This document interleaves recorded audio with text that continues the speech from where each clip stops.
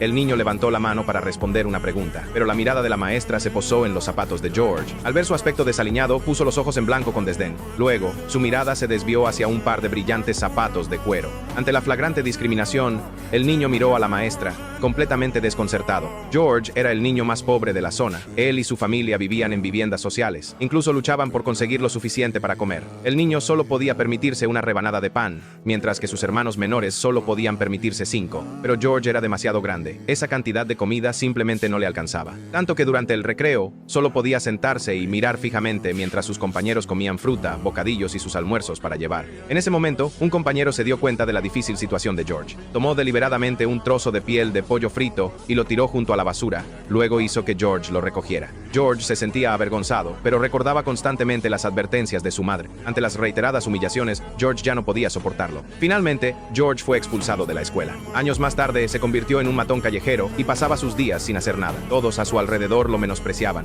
hasta que un día vio un anuncio de trabajo en la televisión. De repente, la esperanza se encendió en George. George le dijo a su madre que quería unirse. Su madre no se opuso, sino que le recordó que no debía huir de las dificultades, sino luchar contra ellas. Así que George se despidió de su familia, pero en su primer día en la residencia, George casi se pelea por una cama. Después de calmarse, George abrió su equipaje y encontró una nota de su madre y un par de zapatillas nuevas. Ella esperaba que George saliera adelante y dejara atrás su pasado destrozado, pero al día siguiente, cuando George regresó al dormitorio, los zapatos que su madre le había dado habían desaparecido. Esto puso a George inquieto y ansioso. A la hora del almuerzo, George notó que alguien llevaba esos zapatos. George lo miró fijamente. Cuando se dio cuenta de que George lo había visto, salió corriendo. George lo persiguió, se encerró en su dormitorio, abrió la puerta de un puñetazo y lo aplastó contra la ventana, preparándose para echarlo. Justo entonces, el supervisor entró corriendo y detuvo a George. El arrebato de George lo enfureció. El supervisor le dijo a George que solo tenía dos opciones: ir a la cárcel o irse a casa. El chico le había robado los zapatos a George, zapatos que su madre le había comprado con tanto esmero. George se calmó rápidamente.